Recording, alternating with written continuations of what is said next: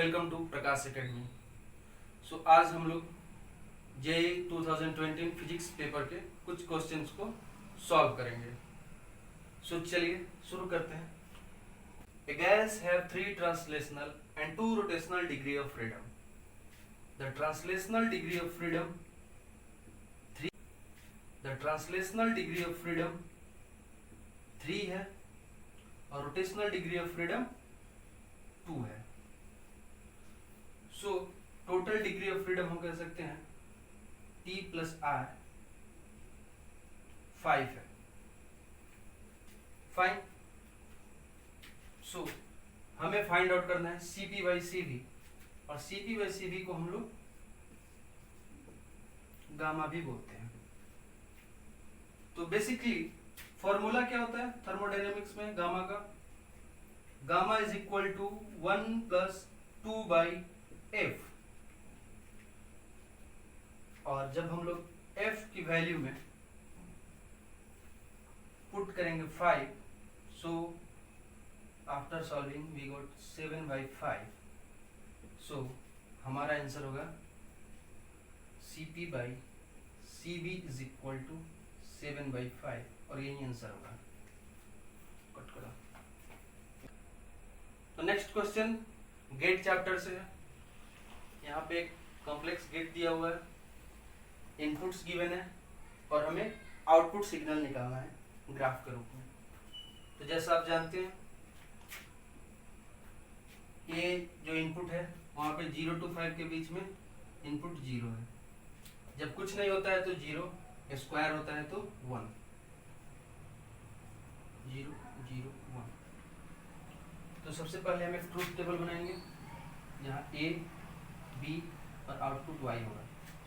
तो first case है 0 1 का, सेकेंड केस है 1 0 का, थर्ड केस है 0 0 एंड फोर्थ केस है 1 1। अब देखिए ट्रूथ टेबल तो बन गया, अब आउटपुट फाइंड आउट करेंगे। तो first case A 0 and B 1।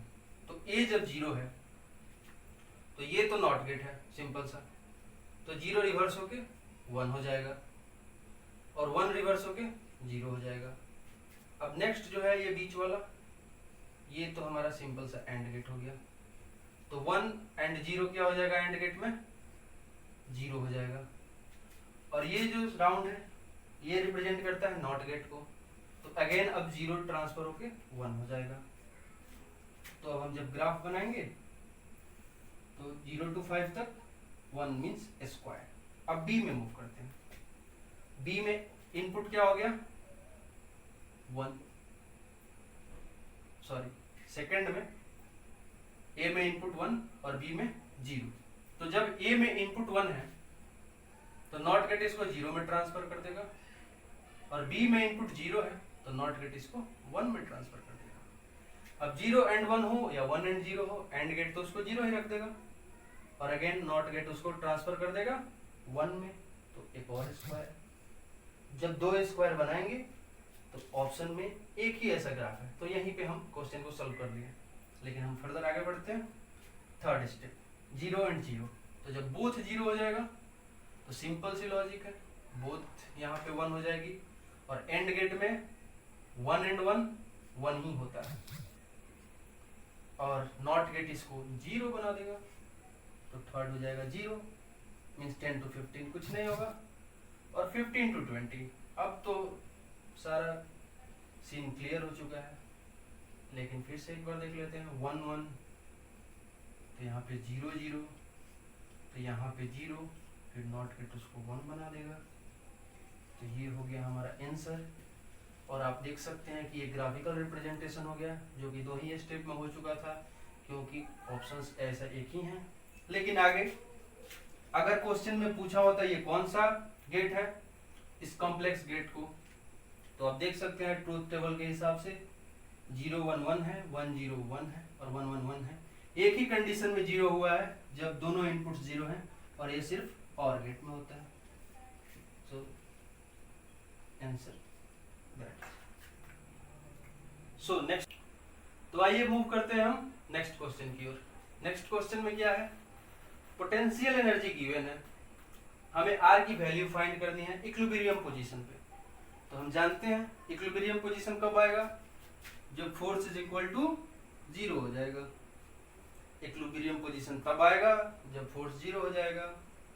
अब फोर्स 0 कैसे होगा, तो सबसे पहले फोर्स कैसे होगा, तो पोटेंशियल एनर्जी से फोर्स कैसे होगा, तो डिफरेंशिएशन से होगा। तो हम लिखेंगे force is equal to minus d u by d t. अब हमारे पास क्या है, minus a r to the power 6 plus b r to the power 11। अब इसको डिफरेंशिएट करना है भैया, ज्यादा मुश्किल काम है नहीं। आर टू द पावर 6 को आप लिख सकते हैं r to the power minus 6, so minus a r to the power minus 6 by d t. और नेक्स्ट स्टेप में क्या होगा, ये माइनस 6 माइनस ए और r minus 6 minus a, simple step. तो फाइनली क्या मिलेगा हमें, plus 6a r to the power minus 7, जिसको कि हम लिख सकते हैं 6a r to the power 7। Fine. उसी तरफ सेकंड को b बाई आर माइनस 11 को क्या लिख सकते हैं, finally minus 11b R by 12। तो हमें मिल गया force is equal to 6a r to the power 7 minus 11b r to the power 12। और हम जानते हैं फोर्स इज इक्वल टू 0, तभी कंडीशन सेटिस्फाई होगा। तो हम इसको 0 करेंगे और इसके बाद 6a r to the power 7 is equal to 11b r to the power 12। तो यहाँ से 11b by 6a is equal to r to the power 12 by r to the power 7। तो r to the power 5 is equal to 11b by 6a।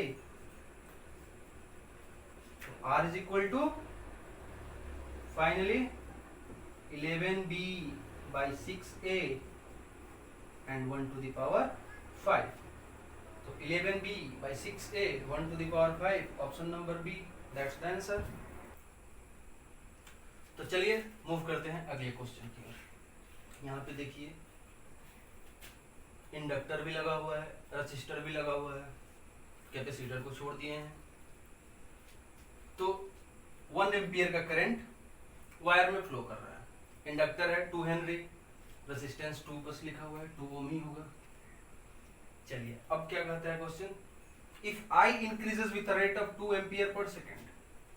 आई की increase rate दी हुई है भैया 2 ampere per second. तो हमें VA minus VB find out करना है। तो चलिए शुरू करते हैं।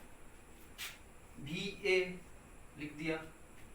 अब बढ़ते हैं हम अपने लक्ष्य की ओर। हमारे बीच में आ गया इंडक्टर। तो इंडक्टर से पोटेंशियल की फॉर्मूला आपको पता है, LdI/dt। तो चलिए करंट के डायरेक्शन में मूव किया हमने, तो LdI/dt कर देंगे। आगे बढ़े, रेसिस्टर आ गया, IR कर देंगे, minus VB is equal to 0। अब देखिए VA 2 हेनरी, DI/dt तो दिया ही हुआ है 2 एम्पियर, करंट है 1 एम्पियर, रेसिस्टेंट है 2 एम्पियर। तो finally VA minus 4 minus 2 minus VB is equal to 0। मतलब भैया VA minus VB 6 volt. Option number 4 बहुत आसान है, हो गया हमारा काम।